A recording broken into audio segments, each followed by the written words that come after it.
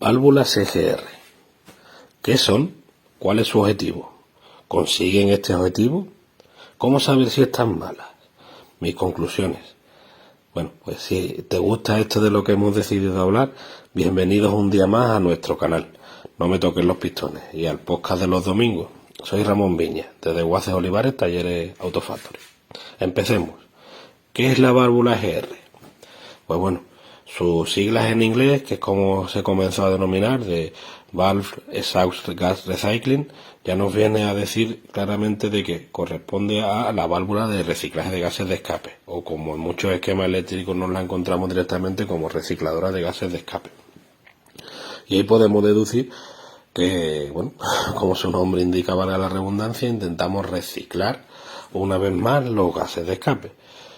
Luego es una válvula, en este caso comandada por la unidad de motor, ya sea neumáticamente a través de transductores, ya sea porque lleva algún motor eléctrico sobre el que influimos, y su función es que los gases de escape que han tenido una primera combustión vuelvan, en este caso, de la zona de escape a la admisión para que sufran una segunda inflamación al introducirse de nuevo en la cámara de combustión.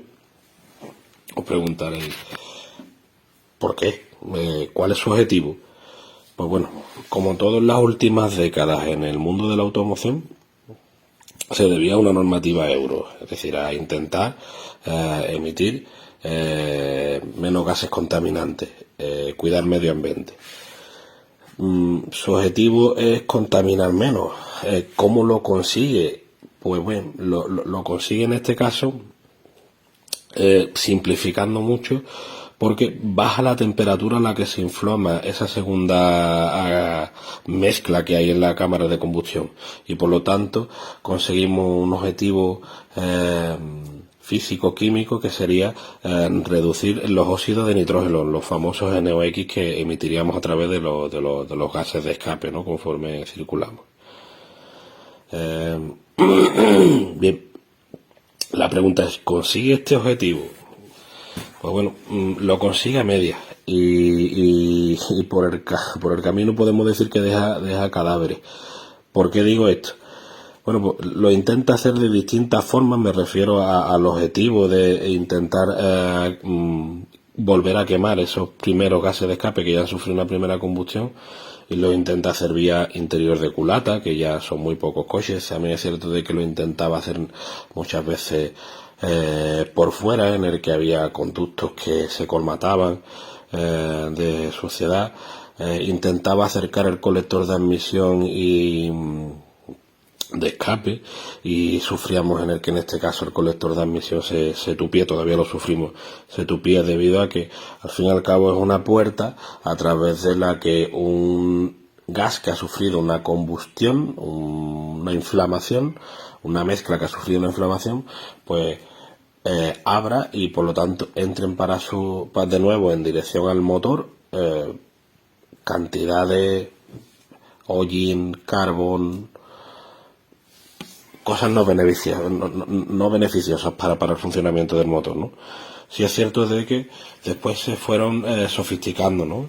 Y que si enfriadores con propósito de conseguir el objetivo de medioambiental y de cuidar el uso del motor, sensores de posición, que en este caso sobre todo la teníamos no tiene por qué, en algunas estoy pensando sobre la marcha, no solo en este caso en las que gobernadas por la unidad con un motor eléctrico y que normalmente llevaban 5 o 4 cables. En las neumáticas, hay muchas neumáticas que llevan sensor de posición, pero sí es cierto que hasta que no empezaron a existir algunas mariposas de contrapresión y empezaron a crear unas EGRs de baja, porque de las que estamos hablando anteriormente eran de alta, estas EGRs de baja, que estaban en este caso más para atrás en la línea de escape, por decirlo así, aquí es donde de verdad se produce ese objetivo medioambiental de la eliminación de los NOx. Incomprensible de que tardaran tantos años, porque excepto en modelos más sofisticados y marcas más premium, en los que existía ya bastante complejidad en lo que con respecto al reciclaje de gases de escape se refería, no existieron las EGR de baja y hay muchos coches actuales que no la llevan, ¿no? Bueno, ¿qué más decir de las EGR? Dicen que es la amiga más íntima del mecánico, del mecánico. Yo considero que es una verdad media. ¿Y por qué fundamento esto de la verdad media? Pues mira, lanzo dos reflexiones, porque la primera es, digo, sí, al fin y al cabo, es una puerta a través de la que entra, y perdón por la expresión, mierda en la admisión y por lo tanto en el motor. Luego, hasta qué punto una persona que tiene una tecnología que ha sido diseñada y desarrollada bien, le interesa que ese motor se vea perjudicado por esta función que hace la EGR. Y con respecto al uso y cuidado, el mantenimiento, la posibilidad de prolongar la vida útil, y después nos referimos de nuevo al coste total o la necesidad, en este caso, de afrontar una reparación costosa, ¿no? Y ya esta la ligo con la segunda, de decir, digo que es una verdad media porque si de verdad precisamente pudiéramos afrontar las reparaciones con una calidad razonable, y hablo desde la perspectiva del taller mecánico, porque existiera un recambio alternativo de calidad y con un precio razonable, pues esto haría de que su reparación no tuviese más problemas que el tener la formación necesaria para interpretar con los distintos aparatos de diagnóstico qué está sucediendo, ¿no? Pero el problema es que aquí me tengo que desarrollar un poco que si no son válvulas EGR originales, dejan mucho que desear. Y es que existe la problemática de que el fabricante de turno, y como en este podcast digo lo que sea, porque me da igual y voy a desahogarme un poco con ese propósito que sabéis que lo hago para despejarme y trasladar mis inquietudes, pues el fabricante de turno, sea Bosch, sea Marelli, sea la marca china, que el distribuidor que atomiza la zona en concreto de recambio mete como si tuviera calidad, pues todas ellas dejan que desear. Muchas de ellas son válvulas EGR que ha diseñado un fabricante de primer equipo, pero que no pasan un control de calidad por parte del fabricante y se introducen en recambio aftermarket. Y no es el primer caso que hemos tenido de que ya con la experiencia no, pero hemos recambiado, hemos puesto y el error persistía. Y debido a que sí estamos formados y sabíamos interpretar lo que ocurre, hemos podido argumentar de que precisamente la EGR que había en el mercado como solucionadora de ese problema no valía.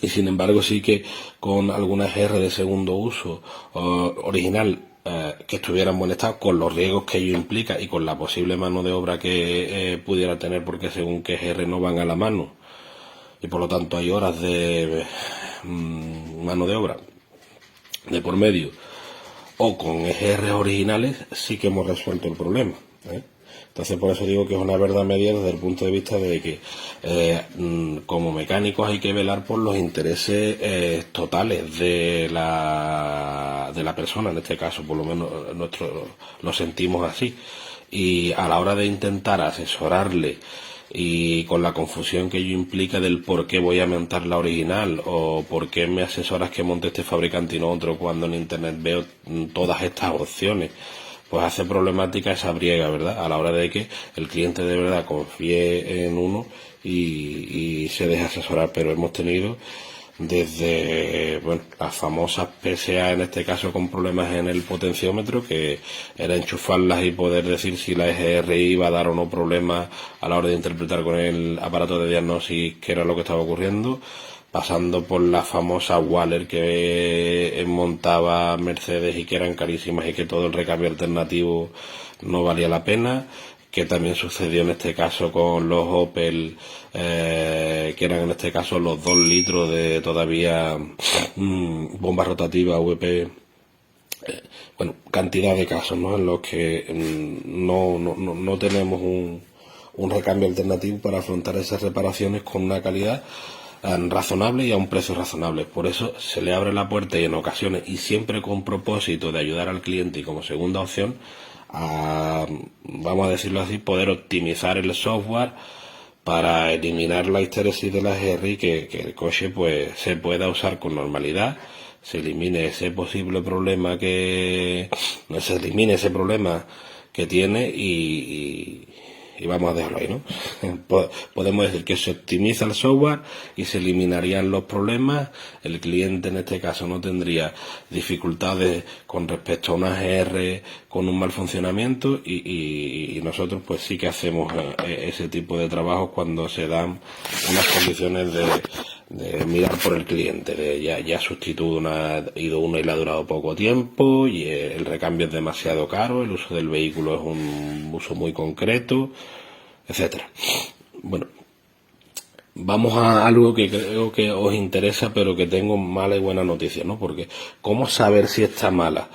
Pues aquí, por desgracia, solo entra en funcionamiento el que tengamos una luz de gestión de motor, que en este caso la estrategia del vehículo sea el capar la inyección y por lo tanto el vehículo nos ande menos y nos diga de que acudamos al taller, ¿no? Entonces ahí tenemos esa única luz de gestión de motor. Deberíamos de utilizar un útil de diagnóstico, pero bueno, para aquel que lo tenga, poderle informar de que cómo construir en este caso un diagnóstico para saber si está buena o mala, y aquí voy a tratar de ese consejo que me da Ángeles y que por otro lado es filosofía de empresa, el tratar de simplificar mucho las explicaciones mecánicas para que el cliente asimile y tenga en cuenta lo que le ocurre a su coche, ¿no? Bueno, pues debemos de tener en cuenta y dibujarnos en nuestra cabeza un triángulo de distintas cosas que están relacionadas entre sí y que se producen en los motores actuales de combustión, ya sea gasolina o ya sea diésel. Los diésel durante más tiempo porque ha habido más diésel sobrealimentados, es una tendencia del mercado, me refiero a más diésel con turbo, ¿no? Entonces tenemos que tener en cuenta por un lado la presión de turbo, por otro lado el reciclaje de los gases de escape, que en este caso es donde influye la válvula GR, y por otro lado la masa de aire aspirada, es decir, en este caso tenga o no caudalímetro, pero lo midamos a través de caudalímetro o sensor de presión del colector de emisión, aquello que es capaz de aspirar el motor en esa cantidad de aire que le tiene que entrar para que se produzca la inflamación de la mezcla. Y para que se me entienda el símil o el ejemplo, he querido utilizar en este caso el cuerpo humano, ¿no? Y vamos a hacer de que los pulmones sean en este caso el cilindro, la cámara de combustión, ¿no? El cilindro es la cámara de combustión y tenemos por un lado la nariz, por otro lado la boca, y que en este caso la nariz y boca hacen de colector de admisión y por lo tanto masa de aire aspirada controlada por caudalímetro, o boca que en este caso haría de válvula recicladora de gases de escape. ¿Verdad que cuando aspiramos, respiramos y abrimos por boca y nariz, en este caso los pulmones se nos llenan antes que si solo respiramos por la nariz o solo respiramos por la boca? Bueno, pues entiéndaseme el símil. Al final lo que cabe en este caso en los pulmones es una cantidad concreta de aire y que varía en función de las condiciones en las que estén trabajadas esos pulmones, si es persona fumadora, si no lo es, si hace deporte, su capacidad física, su edad, pues bueno, lo mismo en este caso con respecto a cilindrada, sin distintas cuestiones técnicas que harían que lo que podemos aspirar vía colector de admisión sea una cantidad concreta y por lo tanto si aspiramos vía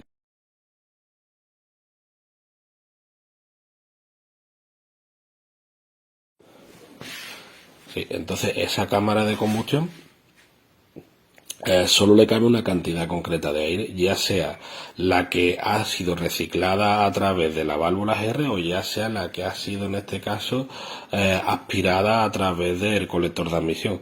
Luego, si se producen desbarajustes en esa medida, pues puede llegarnos a pensar de que hay un error a la hora de que exista una GR trabada, abierta, porque tenga en este caso un déficit o un exceso de masa de aire aspirada, etcétera. se interpretaría a través de diagnóstico y de valores a tiempo real. Pero sí es cierto de que todo se va sofisticando. Cuando tenemos un vehículo, podemos decir relativamente más moderno, digo relativamente más moderno porque ya hubo marcas, como siempre en este caso Mercedes llevando un poco la cabeza, que en los motores, por ejemplo, V6 de 3 litros, pues ya ahí hablamos clase G, clase R, que en no más del 2007 ya tenían que si 2R de alta y baja, tenían enfriadores, tenían distintos sensores de presión, tenían distintas mariposas de contrapresión, etcétera, ¿no? Luego, el diagnóstico, en función del coche que tengáis, se puede sofisticar más o menos, ¿no? Pero bueno, al fin y al cabo, apoyándonos en un mecánico con formación, es una tarea fácil. Vamos a las conclusiones. ¿Son una amiga del taller? Pues yo diría que sí, son una amiga del taller y del ciudadano preocupado por el medio ambiente. Pero las cosas se pueden hacer mejor. Se pueden hacer mejor, digo, desde que son diseñados los coches, porque debemos de entender que si en el centro se pone de nuevo a la persona y no a intereses de otro tipo, pues sí es cierto de que nos preocuparíamos porque el uso de ese coche no va a ser solo durante una serie de años, no buscaríamos obsolescencia planificada, no buscaríamos el postureo político, no buscaríamos los intereses solo económicos por parte de el fabricante que quiere cumplir con emisiones y sacar vehículos que después puedan generar problemas. Pero bueno, no hay que temerle, ¿eh? Y si hay alguna medida que crea que puede influir, pues buen combustible, un combustible de calidad y recorridos razonables que ayuden en este caso a que la EGR trabaje, a que precisamente exista una temperatura de combustión óptima, que el vehículo llegue a una temperatura de motor constante y razonable durante un tiempo grande para el que realmente fue primeramente diseñado, etcétera, etcétera. Sabéis que soy enemigo de los productos químicos y no los suelo aconsejar. ¿Por qué? Porque, bueno, en este caso, cualquier producto químico que en este caso pudiera favorecer, e interpretamos el que pudiera hacer que la temperatura de combustión fuese mayor, el que en este caso pudiera hacer de que hubiera una limpieza de los inyectores con propósito de que el patrón de pulverización fuera mejor y precisamente esa inyección fuera de más calidad, pureza y podría ayudar a inflamar a la mezcla, pero todo lleva disolvente y sabéis que en este caso el limpiador lo que limpia en un extremo acaba en otro y al final va a acabar que sí que se va a limpiar quizá la cámara de combustión en algún conducto, pero al final